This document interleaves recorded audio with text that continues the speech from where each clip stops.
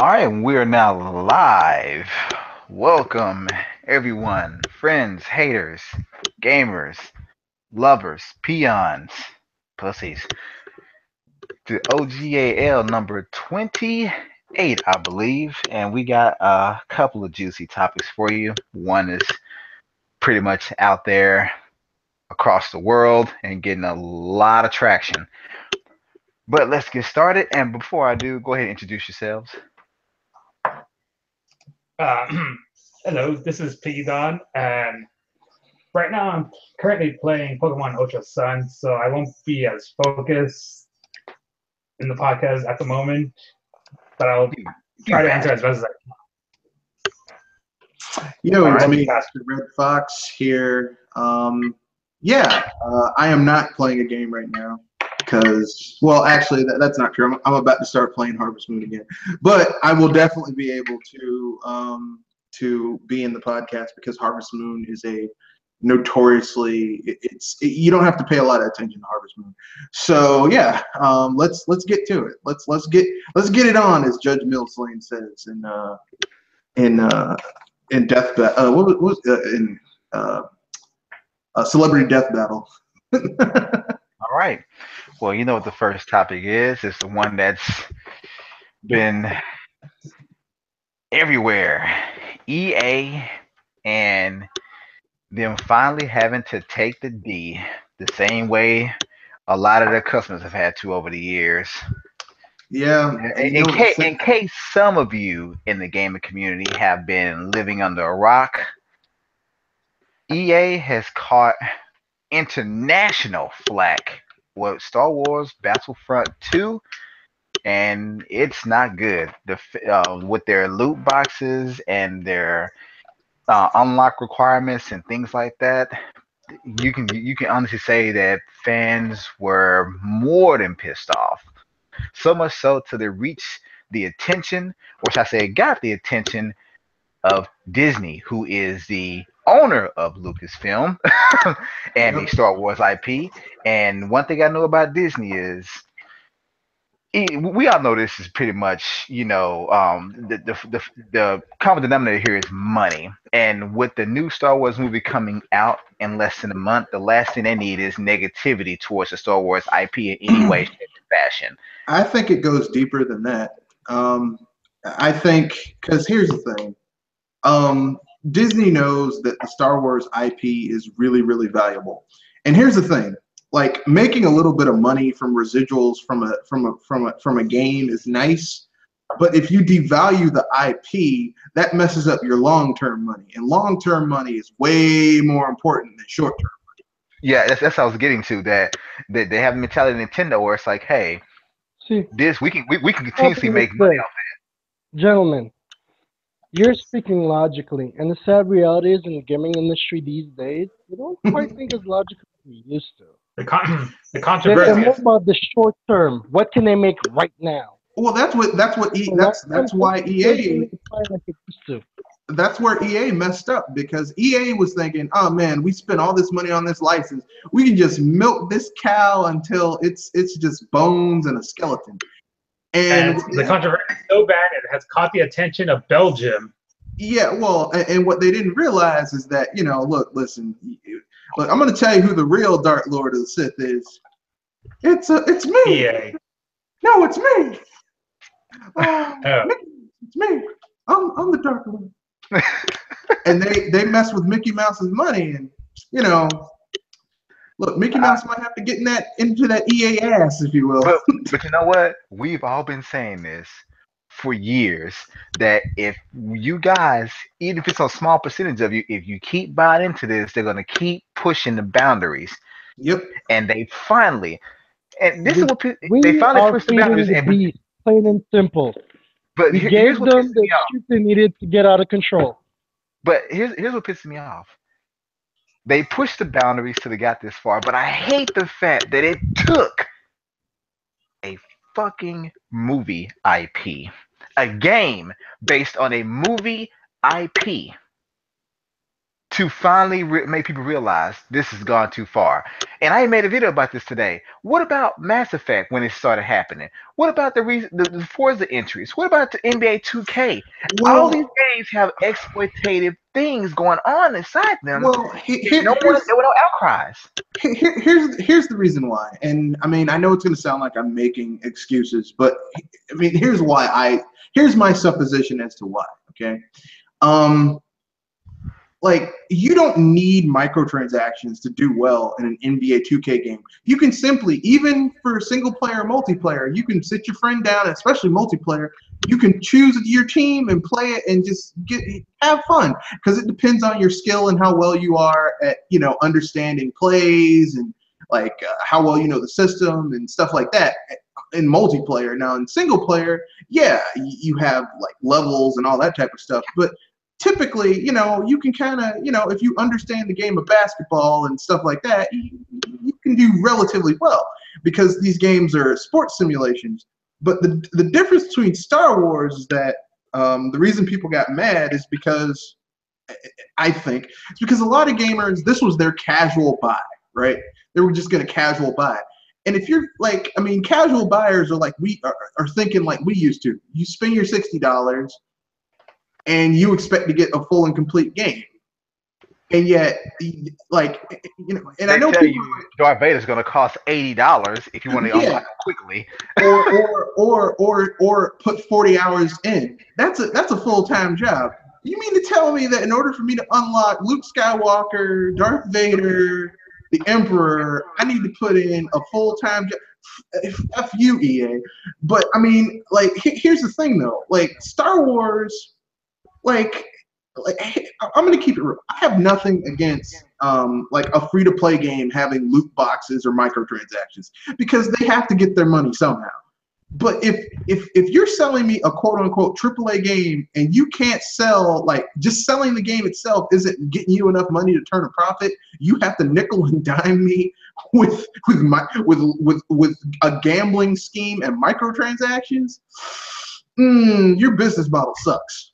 And then, but I guess the worst part, and this is what's made a lot of called a lot of international flag, especially in Belgium and even in Hawaii, is that you will earn or you could pay for these loot boxes, but as they said, it becomes gambling when you don't know what you're going to get.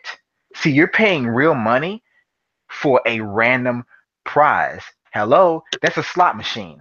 Yeah, That's a slot machine. If you're paying your own hard-earned money out of your pocket for a digital reward, and you're not even sure what you're going to get, of course that's gambling. yeah. And the thing, I even read some article that said to unlock everything in the game, if you were to do it the hard way, it would require over 4,500 hours. That's the equivalent of about 30 weeks Yeah. of play if you don't even eat or sleep. 30 weeks. But here's the irony, right? Here's where you can call bullshit on a lot of this. DICE had the time to basically put all these loot crates and microtransactions into the game. But guess what? You know how long the single player is? 5 hours. So you mean to tell me the single player is actually a little bit shorter than the Order 1886?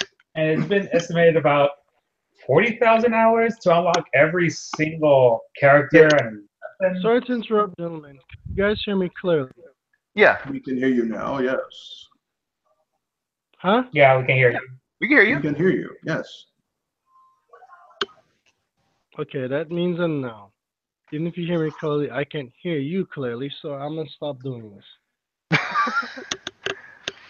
But I think it's just crazy. Like I said, to me, what got to me is that, guys, this has been happening for years. It started a while ago, and it became even bad during the 7th gen. And you're just now thinking to yourselves, this is too much. As I said, Mass Effect, it happened. NBA 2K, Grand Theft. There have been a lot of games that have had bad practices, whether it be loot crates. Well, of course, this is the year to loot box or loot crate, whatever. But what about overpriced DLC when the DLC is $50 when it came to the first game? Having a $60 game with a $50 season pass. No, what was the outcry then? But now it's an outcry. There are at least a dozen other games which deserve this. which we should have had the same or a similar reaction to, yet they didn't get it. They did not get it. And that's what pisses me off. This is a game based on a movie IP. There are and these people claim to be gamers. Where were you gamers with these other games? Where were you? This has been happening. We How many years has EA been voted the worst company in gaming? 2 years. How many years? Twice. Twice. And I think this year it's going to be a third. And how many? And how far back? How far back? Last year was. Can we complain about this? And last year it was Konami. Well, I don't think they were voted worst company, but I mean, like at the end of the day, look, listen, we all know that the purpose of a business is to make money, okay? But EA's entire model is built around screwing over their customers. And for years, people let them get away with it, like Dr. Philgood said, with Madden and with FIFA and with Need for Speed and all their other games. They put these microtransactions and little things in to make you spend exorbitant amounts of money on bullshit. Like, people let them get away with it, and no one is saying anything now about it. No one's like, hey man, like it. They let them get away with it, and it took basically. Like, here's the thing, like some of these people on YouTube, oh, we won. Motherfucker, you didn't win shit. Okay, what really hurt them is that the fact that there's an outcry from casual players who bought this game and were thinking, I'm just gonna have a nice little game. You know, I mean, they're thinking it's gonna be like. How's it going, SK? Good. Yeah, casual players are thinking this is going to be a nice game, kind of like they remember when they were kids and had the GameCube and PS2 versions of Battlefront, you know, back in the day. It's not like that anymore, okay? It's sad, and I will mention this game. Another game that used to give something out as free, it was just an unlockable thing, is now charging for it. Look at Destiny and the different color swaps. Something that used to be free is now a loot crate item. I didn't buy that game. I was like, nah. I didn't buy any one of them, but I watched the video about it. That's sad. But where was the outcry when this game released? Where are the fans saying, "Oh, this is BS"? Hey guys, can I say something? Go ahead. Hey, you know what you know why the guys them that was screaming that they won and all that stuff. You know why they was What do you mean? Clarify, Virgin. Jumping for joy, right? The reason why they was doing that is because they were gonna buy the game anyway, and they find a perfect reason to go ahead and buy it. That's all it is. They chop it, and they're trying to cover up why they chop it. Gotcha. Yeah, they were gonna buy it. I mean, just check it out. See, I mean, they bought the game next day, which means that they were gonna buy it anyway. Yeah. I mean, that's the problem, is that these people, they're like, yeah, I don't like this. It's like, and people are like, we're going to show them, we're going to go on Reddit and complain. It's like, if you really want to show EA, cancel your pre-order and don't buy this game. Or if you're going to buy it, don't buy it when it first comes out. Wait till next year. Wait till February and March, and when the price drops, and then get it. Okay, like here's an example, people. We all are big fans of something. We all have some IP or franchise or character, whatever, that we are big fans of, that we are pretty much fools for. Guess what? I love Smash Brothers. I love Smash Brothers. But guess what?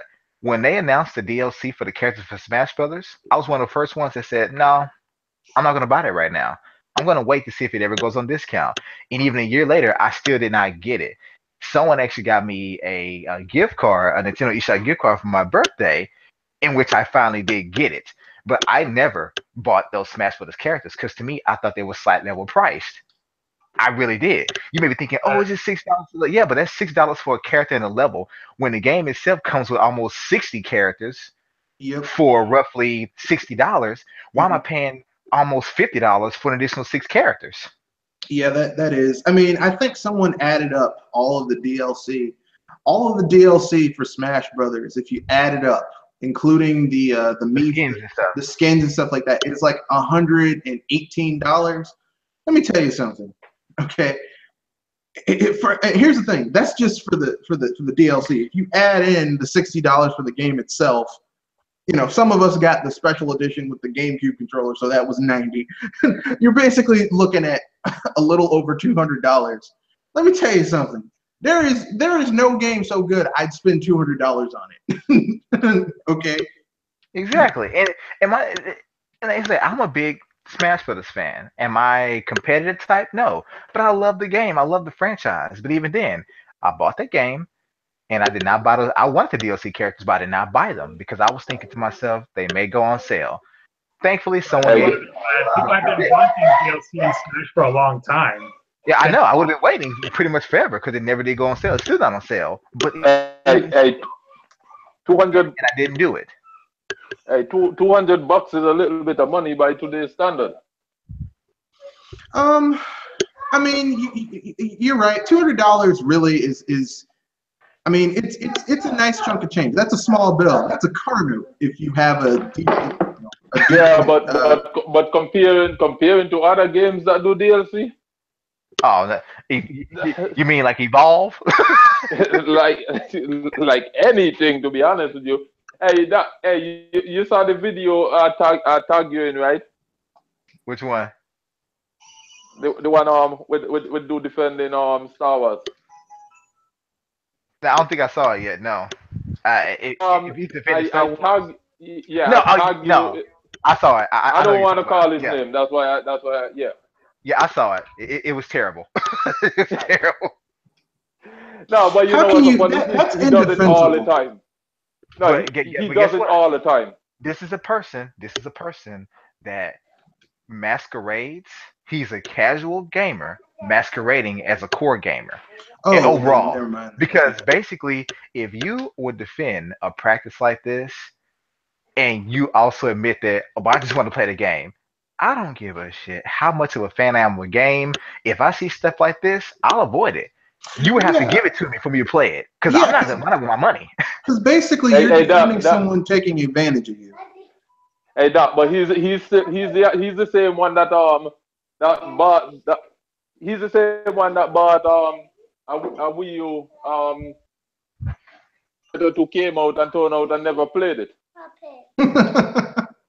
Right? And he's the same one that bought a Switch.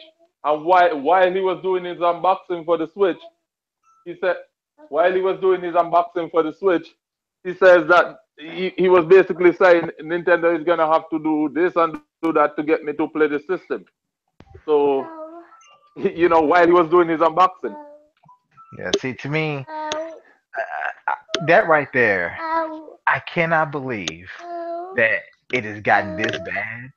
That now I'm glad we got some reaction out of this. To me, some is better than none. But I hope you guys can see just how fucking stupid you were. Yeah. I'm gonna say it. 7th Gen. You know how stupid you were. If you bought Final Fantasy 13 and you actually paid to get the ending, you're stupid. And you're part I of don't the care if it's only problem. $5. You You're are part of the part of the problem. problem. Yes. Because I mean that's the problem. So many gamers are part of the problem. They I mean basically they saw someone getting screwed over and they're like, well, as long as it doesn't bother me, it doesn't bother me. It's like, but what you're supporting messes it up for all of us. You're messing up the hobby. It's like when you're it's like when they open up a new mall in your neighborhood and a bad element starts coming there and no one says anything and it gets worse and worse and that devalues this nice ass mall. That brings the whole thing down, and then you mess it up for everybody else. And you I know what's mean, so funny? And here's the thing: I've had someone turn this, but this is way before now. But I've had similar discussions in the past, and I've had someone turn to me and say, "Well, you bought this Nintendo game, you don't have this, or you bought this Nintendo console, and they don't even have this feature in it." It's like, but the features you're clamoring for, one, don't necessarily add much to gaming, or two, they're completely not related to gaming in any way, shape, or fashion. And I even heard someone recently, I'm not gonna say the names, but this person basically said that, yeah, with the Switch, it's sad that we're getting less in this system than we got with past systems at the same price point. Because there's no Netflix, there's no YouTube, there's or whatever like that. It's like, but at the same time, I don't buy a game system for streaming. Now I can actually see their perspective, and I sort of understand it. But it's like at the end of the day, what is the core function of the device? To play games. As long as it does that well, I don't care that it lacks something that older systems had. I don't care that the Switch doesn't have achievements. I don't care that the Switch doesn't have YouTube. I really don't care. You know, that it does have plenty of that I can't even buy all of games. Games, yeah, Hey, games. hey, Doc, let me ask you a question. Did that person buy the Xbox One at launch? I'm pretty sure they probably did not. Okay. You know, Okay. All right. Because But Xbox I were pushing a different agenda. They were pushing a different agenda. That's why I asked. But you know what the other problem is too? The other problem is check out all these YouTubers that talk all this stuff about a game and turn around and be doing unboxing and saying that they have to do it because they're running a YouTube channel. Hmm. yeah, they're like, I'm not gonna buy this game. I refuse to buy it. And then like the day it comes out, not only do they buy it, they get the premium edition, which is more expensive. Like, yeah, this is the special edition. I thought you weren't gonna buy this damn game. Well, I try to stay away because if I had that mentality, I would be pissed 24/7 at the pure stupidity, the hypocrisy of most of the people in our community. So I pull I, myself back from most of the nonsense because these idiots do it on a regular basis. Know what I mean? it just gets to me that wow, it took you guys roughly 10 years to see what's been going on. I saw this in the early years of the 7th gen and I didn't like it. yep. I And to mean, me, and when you have examples of games that are doing it better, like for example, and let's say DLC for right now, this DLC, we've seen bad examples of DLC. Mario Kart got it right. Breath of the Wild got it right. Splatoon definitely got it right. yep. That's But yet, mostly but got it right. you guys are praising, you praise a game or a company for giving you DLC that costs $30 for 5 or 6 characters, Yep. of which they're supposed to be in a damn game in the first place. Or Okay, you you crave. want okay, this is my stance on DLCs and stuff, right? This is my stance. See, I play game a specific way. I don't go through game and try to play every feature. What I do is if it have the features that I care about, and I could play my game without having to purchase anything for those specific features. That's all I care about. So for example, there's a lot of games out there that have DLCs and stuff that people don't like, right? And I've purchased a couple of them myself. The thing is though, the core features them that the core modes that I usually play in, I don't find any problem with them. They're just like what I've always known them to be. In other words, I don't. In other words, when I buy a game, it's usually I never have a problem with the modes them that I'm accustomed to. If they do something additional and you have DLC or whatever attached to it, doesn't really matter to me because I'm not going to play that mode anyway. It's just like they say. It's the same thing as people that is complaining about stuff like Netflix and stuff on the mesh and the system, right? I don't care about those stuff because my TV, I don't have to do anything. I press a button on my TV and it's right there, and all of my TVs, But see that's perfectly you know. fine. Like that mentality makes sense. I get exactly what you're saying. That hey, if they offer DLC, but all I want in the core game is everything is there that's available, and I'm fine with that part. That's fine. You're right. There's nothing wrong with Yeah, that. But I'm talking about the ones that, like for example, Gears of War. yeah. There are big fans of Gears of War out there. They go and buy the season pass for 30 or $40, and they'll tell you, well, it has skins in it. Why would you Yeah, pay 30 or $40 for skins? No, yeah, yeah. nope, That should nope. be that should be See stuff that right that there?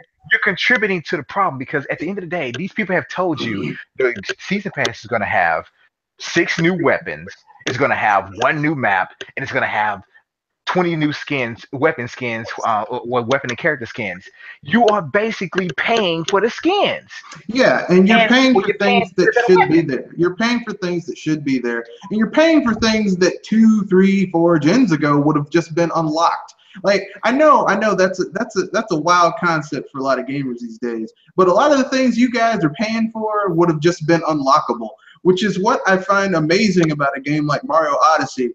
Because, well, not really, because I mean, I'm an old school gamer, but like, hey, you want a new outfit? Play the game, get some more stars, you unlock more stuff. Because I know, had that been in the hands of something like EA, they would have been like, you want this outfit? Okay, you better buy a loot box. I can see it now. If you want Mario, if you want to see Mario's nipples, they're gonna cost you like $4.99 in-game purchase. Like, come on. No. See, that's too easy. No, it'd be a loot box, and you might get a skin of Mario. You might. You probably not. You might get, I don't know, like some coins or something. I mean, to see Princess Peach in her 2-piece swimsuit, it'd be $100 loot box. Yeah, basically. I will be insulted. Well, damn. the sad thing is that like there's a lot of gamers, not old school gamers too much, but newer gamers who are basically applauding these people for screwing them over. They're like, it's like someone strong arm robbing you, and you're like, yeah, that's a good job. Yeah, you knocked my tooth out. You broke my jaw. Good job there. Good job stealing my money. Go ahead, keep it up. Poor souls. They don't know.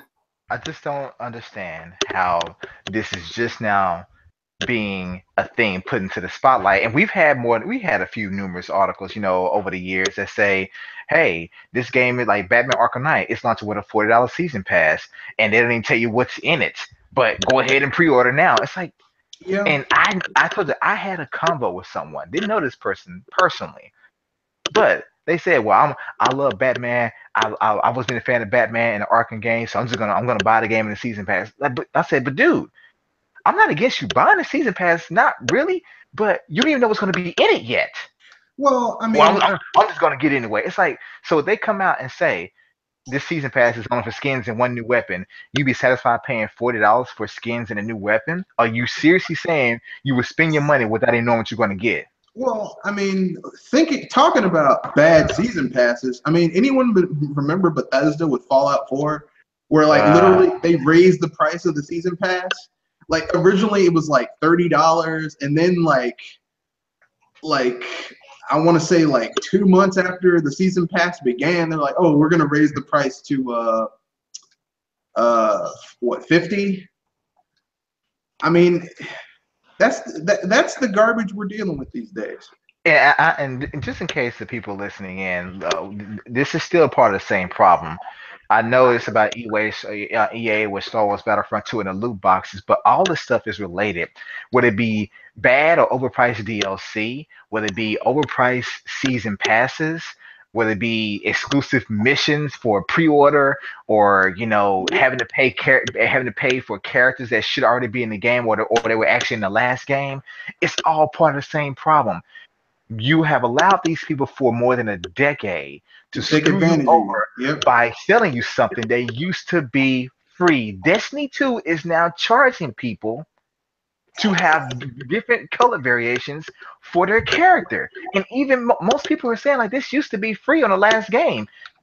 Even Forza, with Forza 7, we used to be an option, like race options in the option menu. Like, hey, if you want to earn more credits when you win a race or whatever, if you turn off driver assist, if you turn off the perfect driving line, if you turn up the AI from easy to medium or difficult, you get more points. They're actually making you earn that via loot boxes, something that used to be a damn option. Yeah, it used to be an option in the game, and people are just accepting it, and that's the terrifying thing, is that they're taking it up the old pooter. But that also, I was about to say, would that also include paying for gas as well? I was just you mean with Need for Speed? Yeah. It's like, okay, hold on, people. I'm pretty sure all of us here, or most of us in this country, have a petrol gas car. or Yes. hybrid. And I'm pretty sure that we have to put gas in our cars. But if you would ever even remotely consider paying your real dollars to put gas, digital gas in a digital car, I'm telling you, I would take a clothing hanger and stick it up your ass. No, no, no. Um, to That's a me, bridge too far, man. dude, I'm No. sorry. No, that is okay. For those that have common sense, that is immediately a dumb thing to do. But the fact that there were people out there that were okay with this, like, let that sink in for a moment. There were people out there when this is mentioned, they were okay with this. Was there a huge outcry about paying for gas? I don't remember one. Do you? No. Nope, nope, not a That word. As a means there matter were of people. fact, there was nothing said, and you want to know why nothing was said? Because gamers have been trained, like you train a dog or you train your kids. Gamers have been trained to accept abuse, accept bullshit, and just well, that's just the way it is. Yeah, yeah, they're screwing us over. Oh well, there's nothing I can do about that. That's you know, that's really, really sad to me, man. And I'm thinking when I remember when Liger and Duo mentioned that when they first mentioned during E3 and it came out, I said, hold on, you got to pay for gas.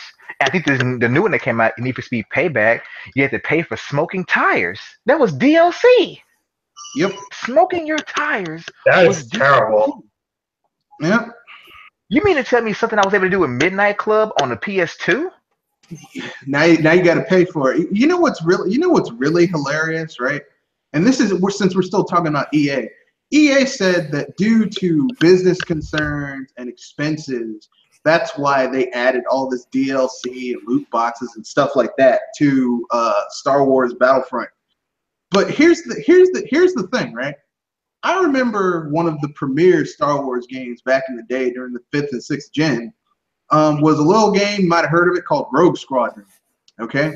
Now, that game never burnt up the charts, but I don't remember Nintendo and Factor 5 being like, man, we're going broke. We ain't making enough money off this game. You know what? If you want to unlock that TIE fighter, we need an extra $15. But I would say this, people. I have a little business, acumen. Okay. Let's examine this. More than likely, the same way EA is paying the NFL for exclusivity rights, and I'm pretty sure it's probably well in the billions to do that.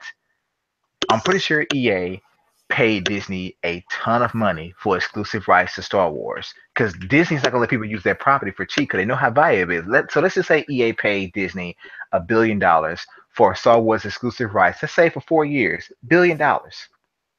I know EA wants. They're doing this because they want to be the only ones that can make a game about it. But two, they want to make a lot of money off of it. But they have to make back that money they invested in even getting the license in the first place. So I definitely get the need. But why don't you just make a good game and let it sell by word of mouth? Because if you make a really good game, other people are going to tell other folks how good the game is and encourage them to buy it. So your game may start out selling, 5 million copies, but maybe by the end of its lifespan in 2 or 3 years, it may sell about 20 million copies. Do you think Call of Duty got where it is today because they came out and made these kind of decisions? Call of Duty grew from a small franchise to a billion-dollar franchise. It took a while. But if you're trying to do this out the gate, that's sad. And then another person, I think his name is Young Yao, a YouTuber, he said that EA has come out and said something about their game Anthem that we saw this year's E3. They say this game has a 10-year plan, similar to Destiny.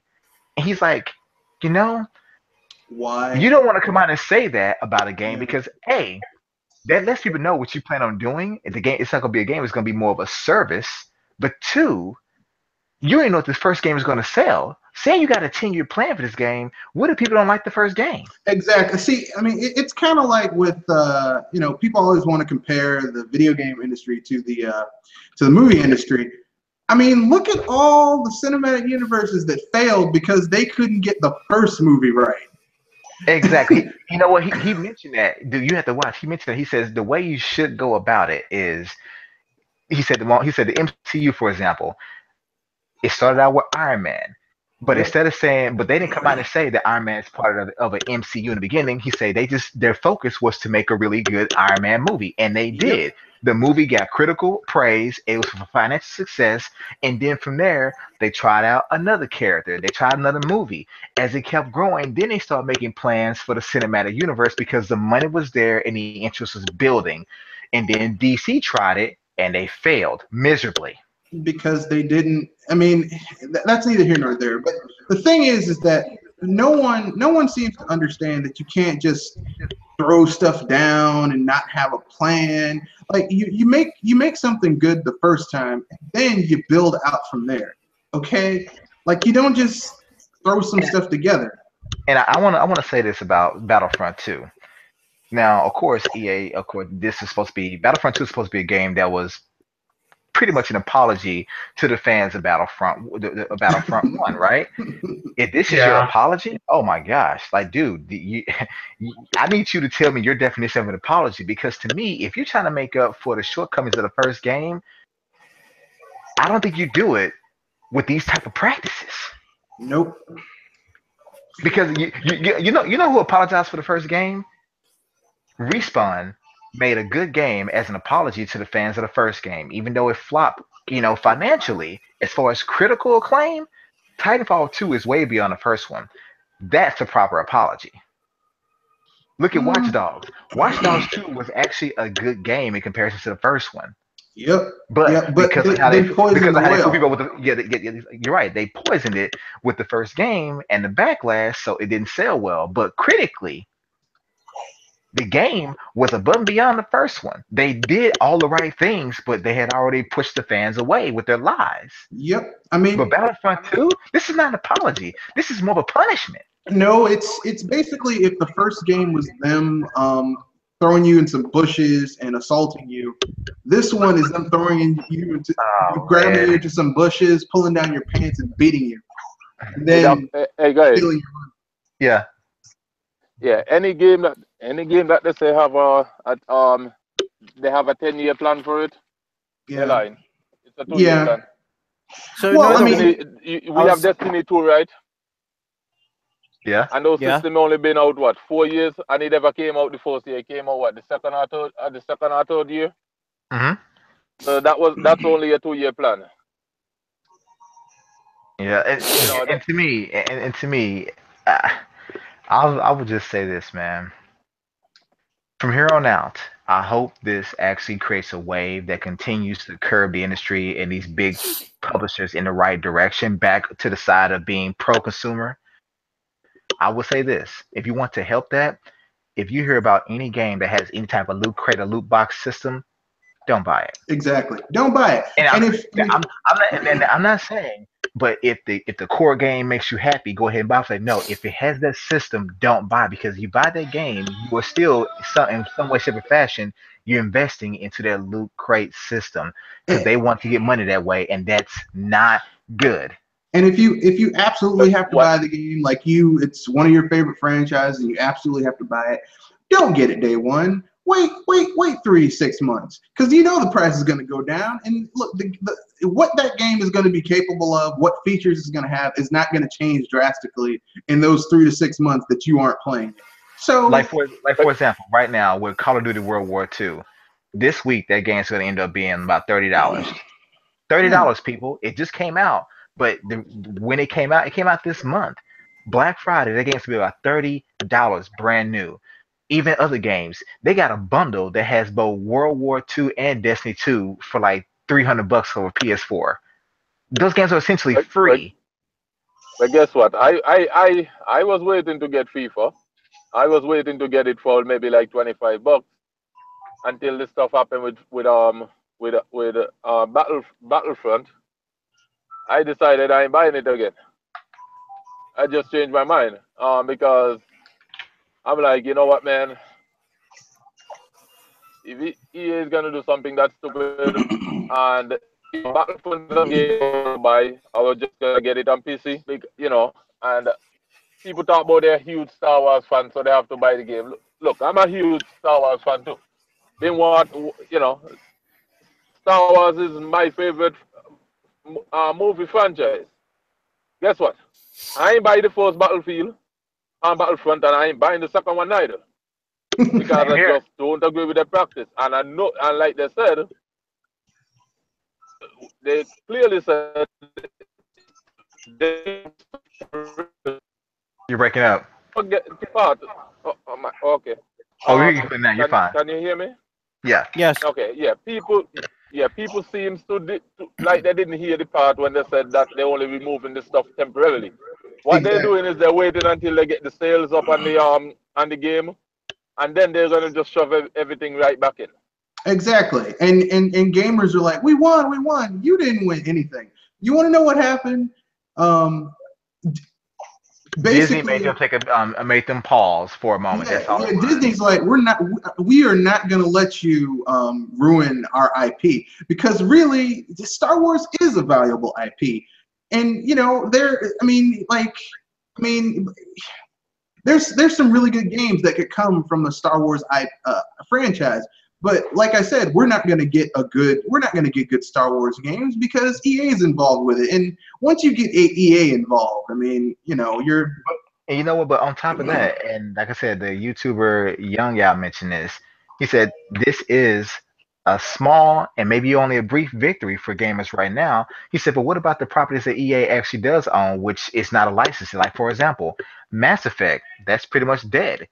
All these other franchises, they're pretty much dead. So what are you going to do about them? Yeah, Like, and EA still maintains full control over them. So basically, and EA doesn't Young Yao also praise Metal Gear Solid 5, which is also an incomplete game? I don't know. But you know what's so funny? He does like that's franchise. So. Yeah, you know what's so funny is that the reason why EA is skeptical about the Switch, really and truly, is because they know that this fan base is not gonna, they just won't buy the games. Yeah, we won't do that shit. Yeah.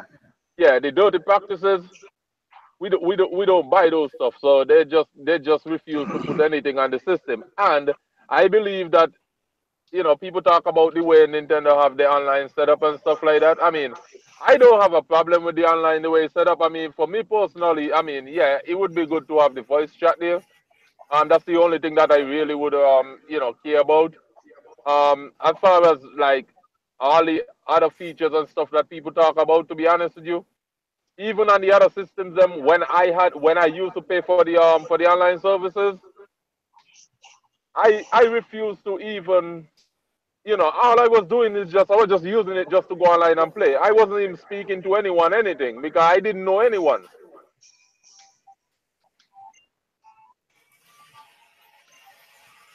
So it's just one of those things, man. Like I said, EA and all those other companies, I'm glad that we getting a lot of third-party games, to be honest with you, because now I could just buy games on just the one platform that I choose to buy it on. But at the same time, I'm not just gonna get up and buy any and anything. Yeah, and I think that's why another reason why EA doesn't want to put a lot of games on the Switch right now is because Nintendo gamers aren't just gonna you can't just give us some garbage and be like, well, you should be happy you got it on your system. Aren't they still about Mass Effect? I was about to say, aren't they still mad because they couldn't make that one deal putting Origin on the Nintendo Switch console or something like that? I don't know, man. It's EA, so they're a foul company. That's all I can say. EA this is not to support a Nintendo system since the Wii U. Well, I mean, you have to remember. Case, man. You have to remember, EA has the DNA of Trip Hawkins inside of it. And Trip Hawkins is, this guy really did not like, he's still mad because of his 3DO failure, basically. Oh. That's unfortunate. Ring a bell. The 3DO? Yeah, the name of the system rings a bell. But yeah, the 3DO was basically Trip Hawkins had this dream to create this universal console platform, so that cutting out cutting out different consoles, so everything would be on one universal console platform. And it was called the 3DO. The 3DO was supposed to have Sony games, PS4 games, like everyone's, like not Sony, Nintendo, Sega games, like all three of the big three at that time on one console. And Sega and Nintendo and Sony were like, hell no, basically. and so the 3DO failed. But there are a lot of core games that were supposed to come to the 3DO that eventually became multiplats, like Rayman, Gex, the first Gex game. Tomb Raider was built for the 3DO and then ported over to the PS1. So I mean, and Trip Hawkins was the former CEO of EA. So Trip Hawkins, he's kind of mad about that, And I mean, like Trip Hawkins was one of the founders of EA. So that the DNA of Trip Hawkins is still very much in that company, to where they're very spiteful, right? They're very, very, very spiteful. I mean, or has everyone forgot that we're going to release Mass Effect 3 on the Wii U, and then literally like a week later, not even a full week, like 5 days, they release Mass Effect Trilogy for the same price on everything else. Oh, that rotten thing. Yeah, I remember that. Yeah, I mean that's pretty damn foul. Like giving the Wii U owners the middle finger. Exactly. That was the middle finger. That was the EA middle finger right there. and I mean, and the thing is like, I mean, look, I understand they were salty because Nintendo didn't let them put Origin as the backbone of their platform, but seriously? And there are people defending EA's Origin in order to be anti-Wii U or something. What? I mean, I remember seeing a few people defending EA's decision to drop off the Wii U just because they wouldn't support Origin. I don't even believe that's the issue. I believe the issue is much deeper than that. Which is? Well, I really don't know, but I believe EA itself just seems to have a problem with Nintendo, and it seems like, I mean, this problem been going back for years, but the sales of a platform could just make you push certain things aside, but EA really don't want to be there. Yeah. I mean, remember when the Switch was launched and that douchebag came out there and he's like, I named my son Luigi. I'm like, what the hell does that have to do? Yeah, you were just tripping. I mean, that's like someone says, okay, I need you to say something good about this person. And it's like, well, I named my dog the same name as this person. That sounds like an insult, really. I named my dog Fido. Oh wait, no. That doesn't work. I think it would be more embarrassing if you named your kid after an anime character. Well, I mean, I'm just saying, I'm like, really? And they're like, well, we're going to put FIFA on this, but guess what? It's not going to have the same features as the other FIFA games. I'm like, well, shit. I mean, what incentive would I have if I were a FIFA fan to own this game when it doesn't have any of the features?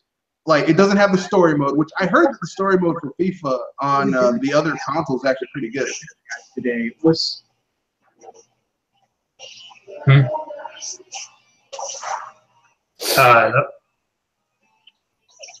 Sorry. No, I think it's the Google being crap again. Oh, Been okay. kicking out a lot of people. Alright. I got nothing else to say about EA. Said that they're nothing more than a garbage company. Yep. And they'll never go out of business, but they are garbage. They are hot buttered garbage. Yeah. But they also say that in the end, karma's a bitch. You know. Well, then again, it may affect these people or it may not. You know, karma would be Disney coming up and saying, you know what?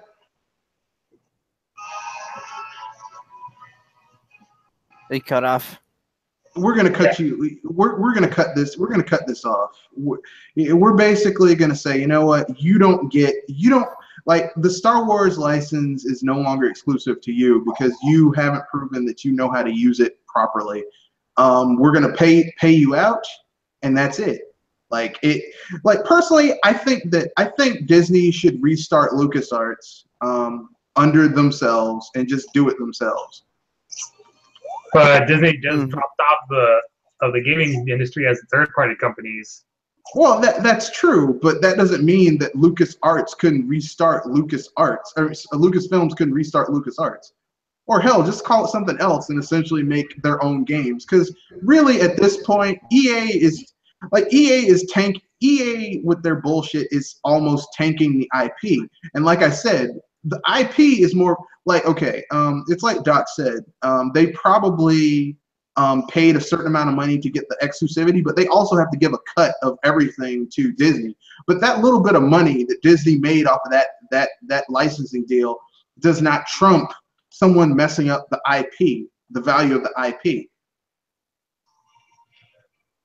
Yeah, is that so? I take it that's your answer as to which company should handle the Star Wars license once I think they should just license revoked. I think they should open it up to everybody. I think they should be like, look, you make a proposal, you give us your budget, how much of a budget you think you can do with it, you need in order to do this game, and we'll work it out. If you're a big publisher, then we'll work out that deal individually. I don't think it should be exclusive because let's keep it real. Some of the best Star Wars games we've ever gotten weren't done with exclusively by someone else, or they were done in-house by LucasArts. They weren't think about it. Super Star Wars was done by LucasArts, and it was published by LucasArts, but other people were involved with it. In some cases JVC and others. And see and I've got this idea that if Star Wars was going to be open for every company to make their own Star Wars games, there might be a possibility of using using the Star Wars property for whatever crossover game they want to do with any franchise, like with Soul Calibur 4 or something. Yeah, I don't think it would go that far. I'm just saying it would be cool to see the Star Wars license used, like being open for anyone could make a proposal, and if they could get it to work, that'd be better to me than EA having it just solely where no one else could make a Star Wars game, because EA has proven they don't have the chops to really hold that property and treat it well. Also, what kind of Star Wars game do you think Nintendo would make if they? I would rather them just publish another Rogue Squadron. Really, that's what I want. I want another Rogue Squadron. Yeah, Factor 5 have mentioned that they're interested in making another Rogue Squadron game. That's what I would want. Of course, we all know that won't happen unless EA gets their Star Wars license revoked. And actually, from what I understand, Factor 5 can make Rogue Squadron games. It's part of their contract. They can make Star Wars Rogue Squadron games. They can't like the way their contract is set up. They can make Rogue Squadron games. That's their thing. Okay, so they would still make a Rogue Squadron game, but EA is gonna be the one publishing it, right? No. I'm not Nintendo. Yeah, I'm not entirely sure about who would be publishing it, but if they make another Rogue Squadron game, then I don't know who would be publishing it, but Factor 5 can make another one. Mhm. I'm not entirely sure. I'm not entirely sure what that contract says, but I think they still have, like, the way it's worded, like, it still would be theirs to do with what they wanted. You know what I mean? Uh-huh. Yeah. Or I could be wrong. I don't know. So I think we have enough to talk about EA and Star Wars. Are we gonna move on? Should we move on to the next topic? Well, I mean, Sony and it's Microsoft. Dr. Feelgood's cast, so I don't know. Oh, okay. Sony and Microsoft. Yeah. Sure. I mean, it's Sony, and Microsoft. No, I don't know. I don't think Microsoft is going to make another console anytime soon, if at all. Did I say Xbox? Yeah, I don't think Microsoft's going to make another one. Sony, I don't know. They probably will, but it's going to be an incremental upgrade because, like, they don't want to. Like, at this point, Sony has to maintain their brand loyalty, but they, like, if they go too drastically, it's going to be another PS Pro thing, and they can't afford another one of those. So, you know. Yeah. For the Microsoft part, wouldn't they be better off going PC or something? Well, that's the thing. I don't think they're going to make another console. What I think Microsoft is going to do is that they're going to call something like the Xbox platform, and it's going to be something that's going to be on PC, which would be a smart move, really. I mean, that really would be a smart move, a smarter move than what they've been doing, which is, you know, trying to desperately get people to buy into, you know, because clearly Microsoft can't do well with the Xbox. It's not their thing. They've been failing miserably with it. So why continue this farce, you know? Yeah. That's rather questionable. Let's see. I suspect that Microsoft will be the. I suspect that the Xbox One X may as well be their last current gen console, because I remember mentions about a PS5 in the works. I don't know if those are just rumors or confirmed by Sony. Yeah, good luck with that. I don't see it happening, but that's just me. I don't see a lot of things happening, but that's how I roll. I roll like that.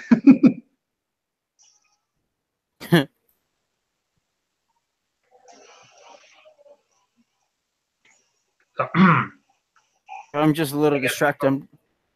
So I guess we've already explained our talks. I guess we've already said what we're going to say about Sony and Microsoft. Pretty much we've beaten it to a dead horse already. Yeah. Nothing else to say other than that. And to move on to the last topic of this podcast. Yeah. What was it again? The last topic is, could porting Super Smash Bros. 4 onto the Switch finally kill off Melee / Project M? No. And I say no. No. Because people are still gonna. It's kind of like how there are people who are still playing Halo 2 multiplayer on legacy servers. Like, you know, when people have a passion for something, they have a passion for it. And really, to tell you the truth, I'm not mad about people loving playing,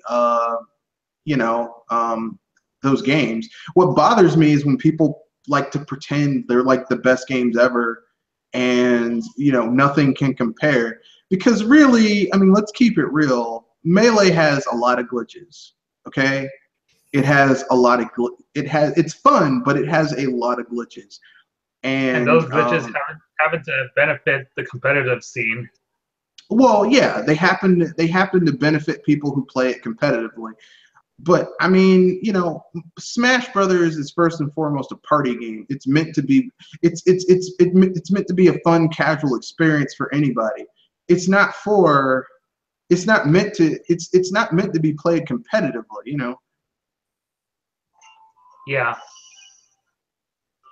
Didn't Sakurai mention that Smash Brothers is supposed to be like a party brawler? Yeah, it's a party game. It's like Mario Kart. If you're playing Mario Kart competitively, I don't know what to say to you except there's something wrong because it's not a competitive title. Of course it's not. But these people are just crying out for, we want Melee HD on the Switch. Please give it to us now. Yeah, I've seen those being spammed on Twitch. I would rather see a Brawl HD on the Switch before I saw a Melee HD on the Switch. Just because Brawl to me had a better single player. But they wouldn't. But Sakurai doesn't like doing ports of his older games. He would rather create new installments. Yeah, but who says that Sakurai has to port Brawl? Someone else could port it. Remember that originally they were originally going to make an HD of a Melee HD for the Wii if Sakurai were to refuse to make a new game.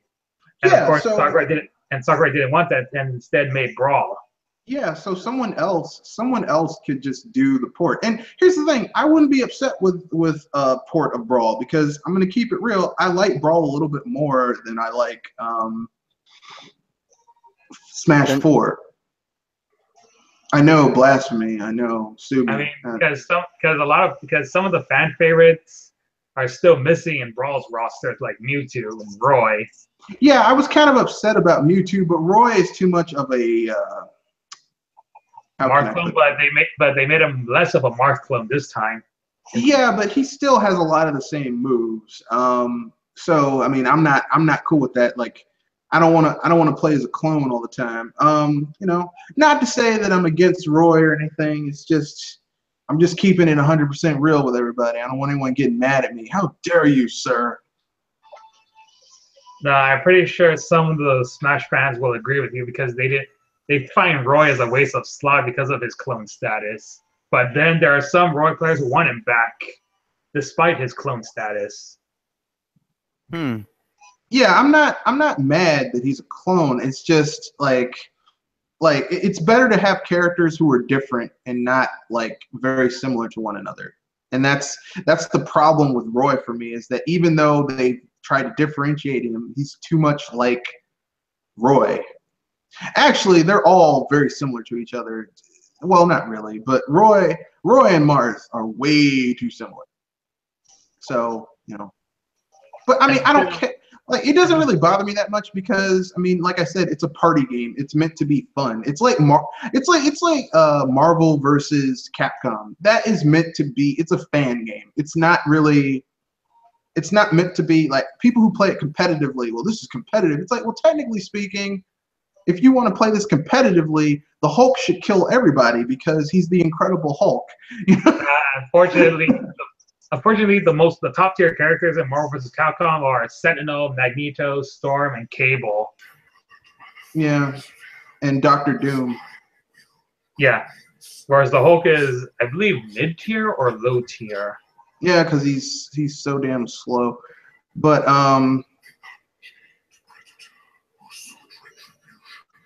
we had to accept that no matter how much we don't want it to happen, any video game will be made competitively, even party games. Well, I mean, I'm not against people playing something competitively, but when people think that because they play something competitively, their love of it trumps other people's love of it because they play it competitively, I find that offensive. Because really, it's kind of like with the Street Fighter community where they're like, well, I'm a Street Fighter player, and what I say is more important than what you say because I play it competitively. It's like literally you make up less than 0.1% of the people who play this game. What you say should not trump what people who want to play it just casually want to do. Yeah. Sorry about my absence, guys. I take important stuff. Welcome back. I was gonna say, welcome back. But I was about to say, what if they did manage to port Super Smash Brothers Brawl on the Switch. But Well, wouldn't that the- also include Well, no, but for starters, I was they'll about to have s- the exact same roster as the Wii U and 3DS version because Sakurai said he doesn't want to give any of these versions an unfair advantage of having one exclusive character. I'm gonna keep it real. I don't care about the character roster. I just want a decent single player. That's it. That's all. If they did a super deluxe version of Smash Brothers 4 and they added the single player from But Brawl, let me continue. We know even despite both versions sharing the same roster, they have different modes. So you might have a better player mode that's exclusive to it. Like I said, if they added a better single player, like Brawl gets so many things right, but that single player is such garbage. It's like it brings the whole game down. Because here's the thing, I don't really want to play it's like I'm a casual Smash player. I don't play it competitively. But here's the thing, when I have played it competitively, I kick people's behinds in it because, there was a time when I was just like totally absorbed into Smash Brothers. But I mean, like, you can't play multiplayer all the time. Sometimes you want to play a single player experience. And we can all agree that the single player in Smash 4 was garbage. yeah. Just almost every other fighting game, because it's the multiplayer that's its strongest. That's every fighting game's strong suit. Then again, there's the exception of the single player in the 3DS version, the Smash Run. That was an okay experience, but I could agree with the Wii U version one. I didn't like it. I just said I don't like it. Mario Party. What? Smash Tour for the Wii U version, it was like a poor man's Mario Party. Yeah, basically. Like Smash Run felt like the bootleg version of Subspace Emissary, but not nearly as because Subspace Emissary had depth. It basically was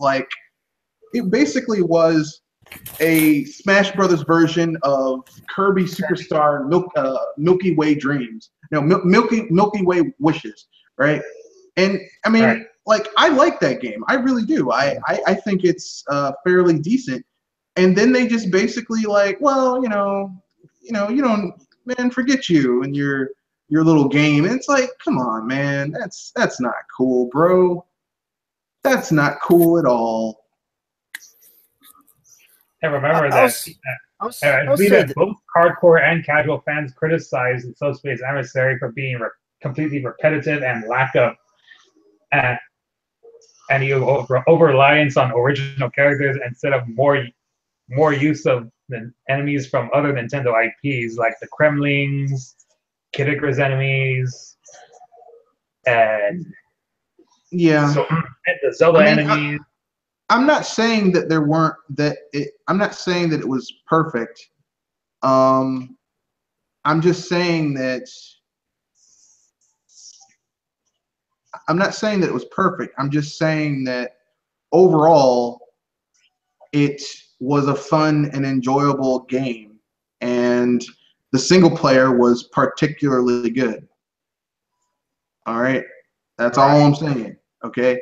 And that the single player of that game was so much the single player in Smash games had been getting better and better with each iteration until Smash 4 for the home console, and even 3DS, where the single player kind of went backwards instead of going forwards. And I'm like, that's weird, because normally Nintendo builds on what they've been doing. Like they refine their franchises with each iteration, and that was kind of weird that it went backwards. So it's because the cutscenes for the Subspace Emissary were leaked online, and Sakurai, being the person who wants to surprise his audience, doesn't like that, so he removed the mode. Yeah, he surprised me. I was surprised that single player was so garbage. Believe me, I was surprised. But but in all seriousness, though, yeah, I mean, I would rather see Subspace, and I would rather see I would rather see Brawl ported over because Brawl did not age very well, whereas Melee is still, even for a standard definition game, a pretty good looking, you know, a pretty good looking, well played game. Plus, it was optimized for that system. It was optimized for the GameCube, so you know. Shouldn't they have, if they do manage to port it, shouldn't they have the guys who ported Twilight Princess, Tantalus? Like I don't really care. See, that's the thing. Like Nintendo has been a little bit more open about getting other outside people to port games. So I mean, if someone else wants to port it, I'm not going to get mad. How dare they? You know, like here's the thing. Sakurai's working on something new. Let them. I mean, and if Nintendo's going to release another Smash, I think it really should be Brawl. Maybe they really do another Brawl, but they add, like, I don't know, an expert mode so that it doesn't have the tripping and stuff like that. And you know, up-res the graphics. I'd be cool with that. That would not bother me. I wouldn't be like, how dare these people release a game that I don't like. I'm not going to be one of those people. Oh, then there's one other problem: third-party licensing. Remember, Snake was a guest star in Brawl. I was about to say that. Sonic. Well, then cut out Snake and put someone else in there. Look, they could take out Snake and add Lynn or Captain Rainbow. But Lynn's an assist trophy in Brawl. So they could add her as a playable character. Shit, I don't care. Look, man, this is Nintendo. They have done some wild things. Okay, they could switch it up. Okay, it's their game. They can do whatever they want to with it. I really don't care. But I'm pretty skeptical when it comes to Smash because this has never been done before. Oh God, man, don't be like, this has never been done before. A lot of things have never been done before. It doesn't mean they aren't worth doing.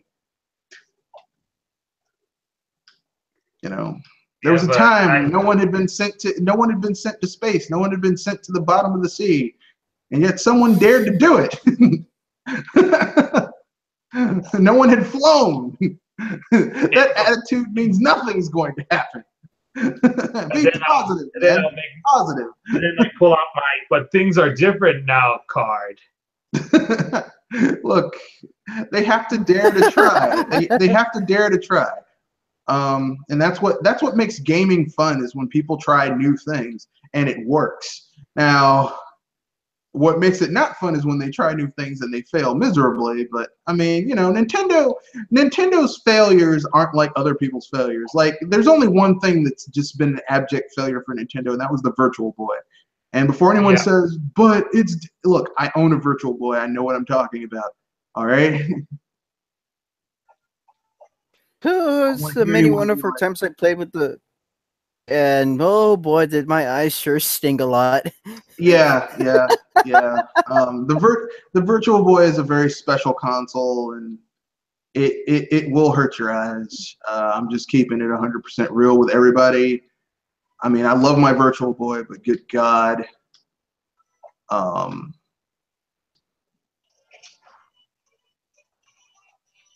Yeah. So if they were to remove Snake, I suspect they're gonna replace him with a character who was originally planned to be included in Brawl, but was scrapped due to time constraint, like Mewtwo and Roy. Yeah, I mean, here's the thing. I mean, this isn't the first time Nintendo's ported a game and had to change the roster. I mean, look at Diddy Kong Racing for the DS. Maybe they could add all the characters who were originally planned for Brawl but were scrapped for the Brawl port. That could work. So that way we can have a much bigger roster.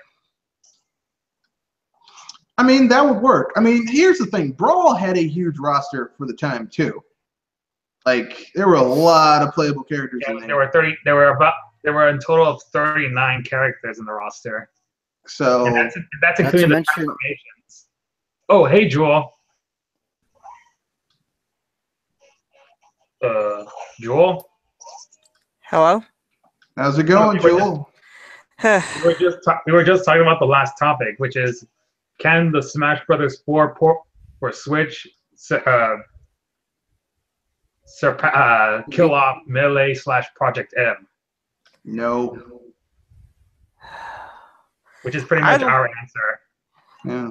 I was gonna say I want Smash 5 than a port of Smash 4 for beep's sake. Yeah, I can understand that. You'd rather see a new Smash game than a port of Smash Melee or Brawl or anything like Yeah, that. I would because- too, but Sakurai's been being a diva for the last few years, so If anything, Like, I at least wait to see He's what also happens. recuperating from his arm. So yeah, his arm almost fell off. So yeah. Yeah, but it's as I said, I at least wait to see if Smash comes up. But for the topic of that destroying Melee and Project M, I beepin' hope so because these beepin' fighting fans, they need their ants kicked.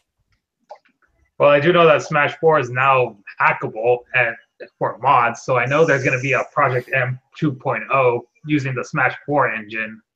Like that's the thing. Like I'm not one of those people who gets mad that people want to mod Smash Brothers. Like I'm not like, oh, how dare they want to. Look, if you love a game so much that you're willing to go into the code, and add all these weird, wacky, things to it.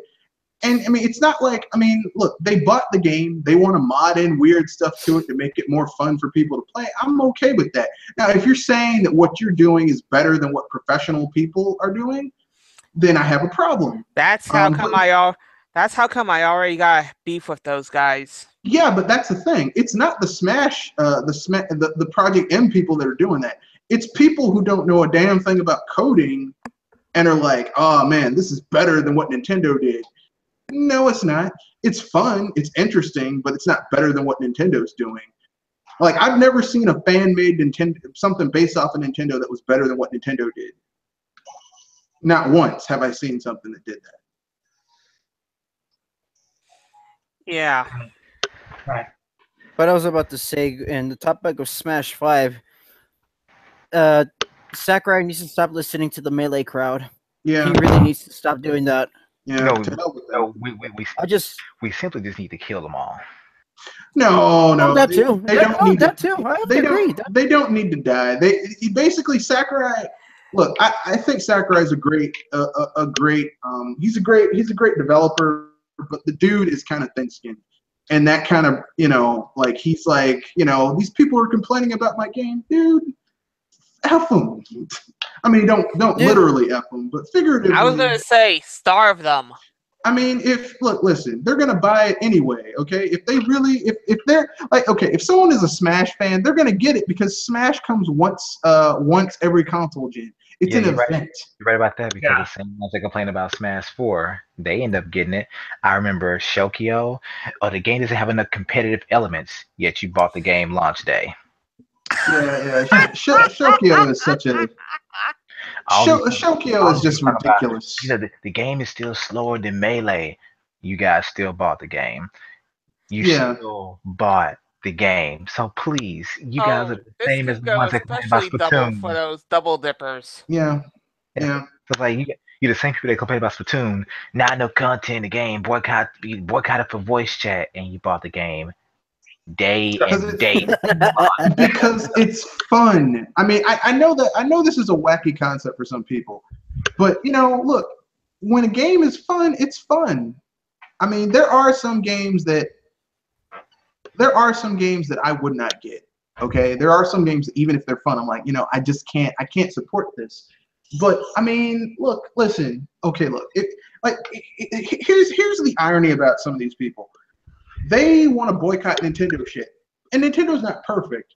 But compared to what EA and Ubisoft and Take-Two with that GTA sharp card bullshit, compared to what those people are doing, Nintendo's like a schoolboy and sitting in the choir. I would have to agree. But no, that doesn't count because Nintendo, they're Or maybe foul. I was about to say, maybe Sakurai could just hire what's it? God damn it, I keep forgetting names again. What's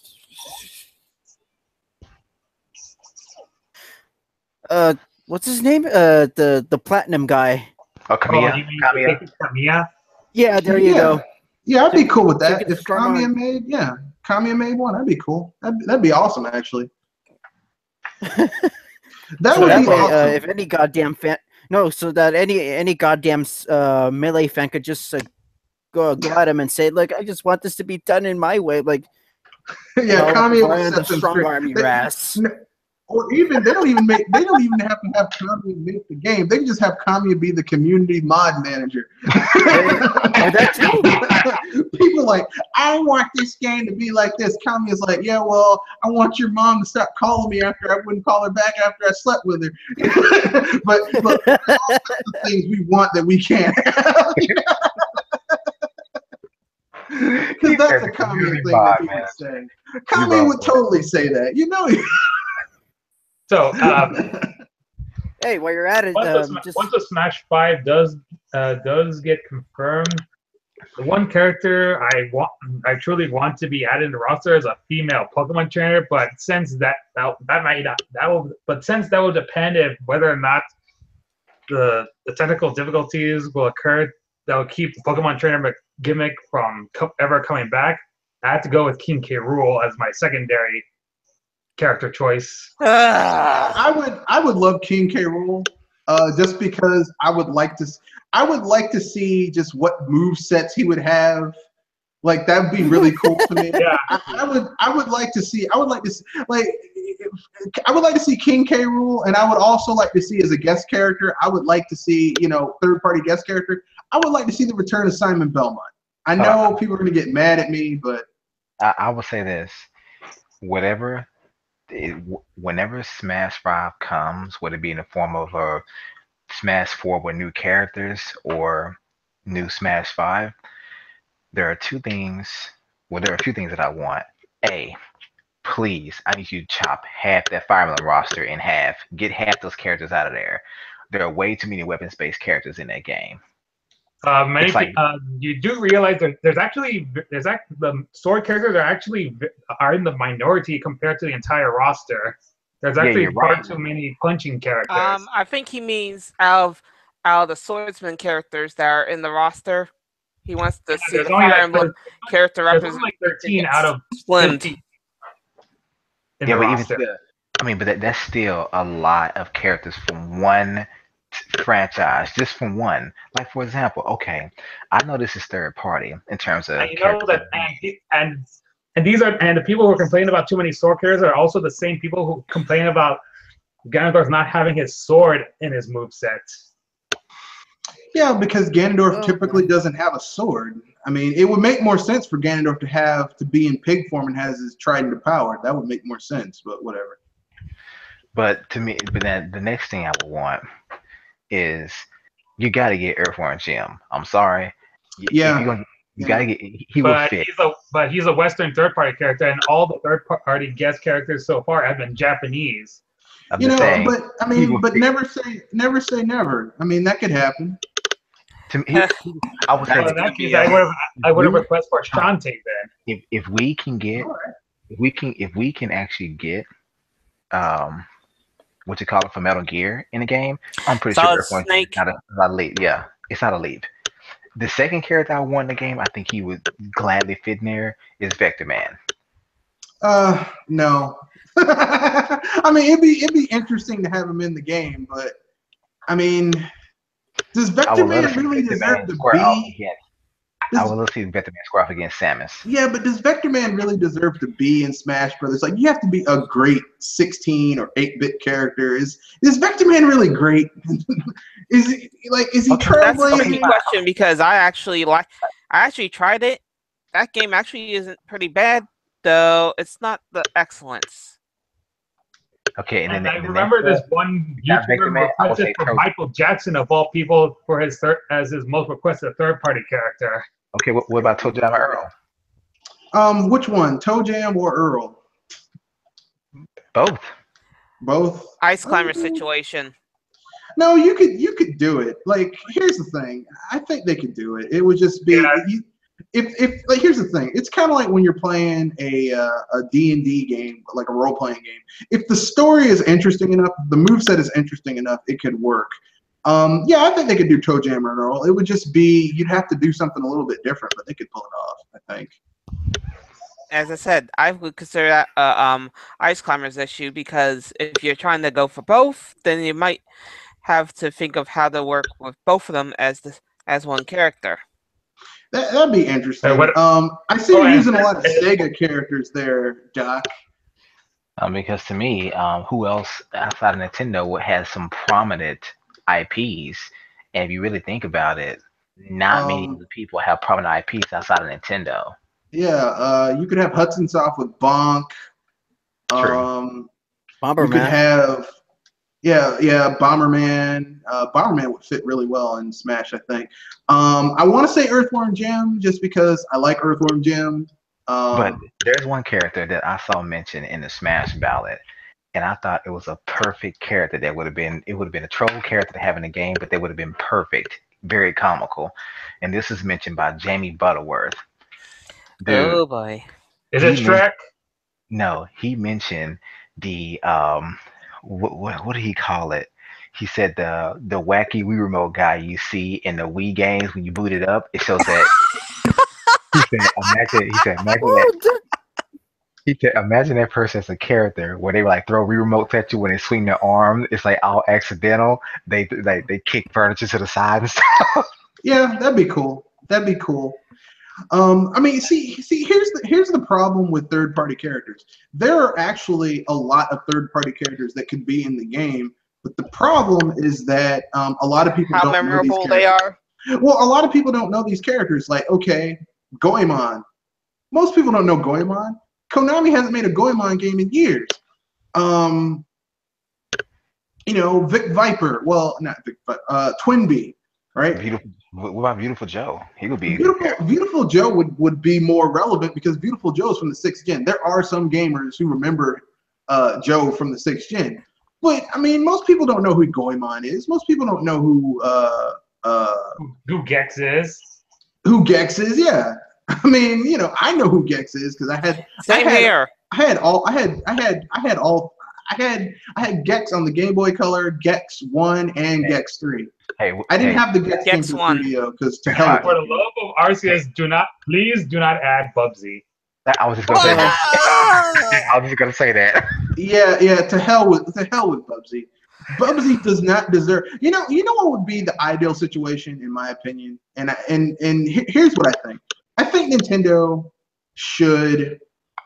I think Nintendo, if they would do like they would basically have like kind of like how Capcom did in one of their like back in the day when they were worth a damn. They should have like basically they should have like 4 pages of characters. Like each page would be like a roster of characters. So like maybe the first 2 or 3 pages would be like Nintendo characters or heavily associated with Nintendo characters. Then the last 2 pages, 1 or 2 pages, would be like third parties that are associated with Nintendo. So you'd have like Square Enix characters. You could actually have Gino and Mallow, and because I like Gino and Mallow, and it's been too long. You could have Chrono from Chrono Trigger because fuck Clapstrap. You could have your Powerman is Simon Belmont. Yeah, you could have Simon Belmont. What? I was about to say Lightning from Final Fantasy 13. No. Oh!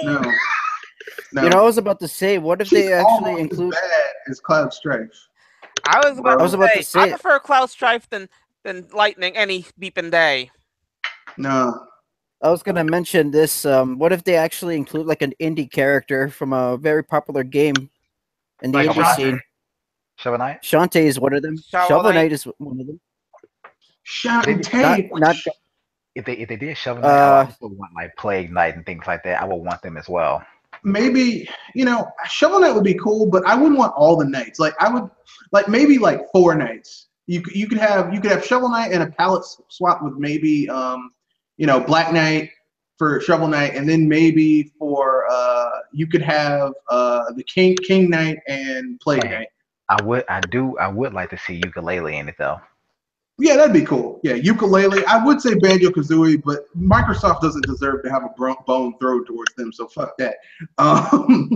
People want Ukulele. Banjo-Kazooie in Smash for a very long time now. I would like it too, but that would be throwing a bone to Microsoft. And Microsoft doesn't deserve to have a bone thrown to them. Hey, I I was know, about to I say, know a when character was that the everyone last would, time they did something? I know a character that everyone would want to have in Smash Brothers. The new version of Conquer. No, No. No. no, Are you you talking about the trolling, VR one? you trolling ass. I was about to say, that's another EXE. No, buddy. no, no. Now, You maybe just, if it you was just old provoked school us. Conquer, yeah, if it was old school Conquer, the The new one. The The- new one. the dirty mouthed little the squirrel. foul mouth, I say, do you care for a bounce? Sure, lady. Oh man. Or Thank you. And also, you guys meant, Mr. Rafa, you mentioned that we had to bear that we had risk has to be taken when it comes to Smash, right? Well, how about this risk? Adding non-video game characters on the roster, because usually that's been an unspoken rule that no non-video game characters are allowed to be added in the Smash Brothers roster. Well, they could do it. It just, the thing is like games that have had non-video game characters, like even casual games, like normally that's a sign of desperation that your franchise is failing so badly you have to add non-video game characters to it. Like that's a sign of this franchise is running out of steam. So Abandoned ship. yeah, I really don't want Nintendo to lose that level of creativity in their games. So, personally I wouldn't want to see that, but that's just. Couldn't the same be said with the actual video game related third-party characters? Well, I mean, just period. Like, remember when EA did that new UFC and they went and put Bruce Lee in that shit? I was like, Abandoned ship. I was like, is the Bruce Lee family so desperate for money that they would basically take this shit from EA? Because that's what it was. Yeah. Oh, well, would anyone else have anything to say before we close out? Nope. Nothing else to say other than that. For those of you who own ARMS, there's a party crash event going on. It's kind of like Splatfest, and it's really fun. I've checked it out. I didn't hear anything about it. You can collect a lot of coins and badges once that event is over. I'll jump in. All right. Well, And that's, Well, it. we're going And to that's all I close have to out. say. I got nothing else to say. well, we'll go ahead and end it here, and you guys can go ahead and give your sign-offs. I know holiday time and evening is coming up, so go ahead. Yeah, and I have to bounce out as well. Who's first? You can go first. I'll go for. Okay. This is Renegade Zero speaking here. Just saying, have a good Thanksgiving and keep it gaming, my friends. Peace. Gotta bounce. All right, guys. See you guys Enjoy. later. All right, man. Bye, guys. Laters. It's Joe Ryder, the gaming mage, and I'm sorry I'm late. I had family bounce. I didn't want them, and Family, what you gonna it's the do? holidays. Yeah. Hey, go ahead, Ralph. And this is Piggy Don. I'll also be away tomorrow for family during Thanksgiving. Be sure to visit Video Game Facts, where we talk about any facts and opinions in regards to the current gamosphere. And I'll be off to play Ultra Sun now, because right now I'm level grinding to get into the water trial. Man, you addicted, man. You need help. You need to get that Mankey off your back, son. All right, Red Fox. This is Mr. Red Fox here with joining another OGL. It's been a while, but it's always good to join one of these. Old friend of mine, Dr. Feelgood. I'm not doing anything tomorrow except cooking my Thanksgiving meat of choice, which is going to be a small chicken. And I would say I was going to watch football, but there's no teams that are playing on TV that I really want to see. So I probably will use the internet to watch what I want to watch. And I'm going to be binging The Punisher tomorrow too. It's great, man. It's great. All I'm going to say is this: at the end of the first episode, there's some violence in that. That's just it's almost gratuitous. Well, no, it's not almost. It's very gratuitous, but I mean, it's great. That being said, I'm doing the Sci-Fi Power Hour and BS Busters this weekend. Same bat time, same bat place. You guys are invited to watch, join, whatever. It'll be fun. So look forward to that. All right. And as always, I'm your humble host, Dr. Feelgood. I want to thank everyone for tuning in.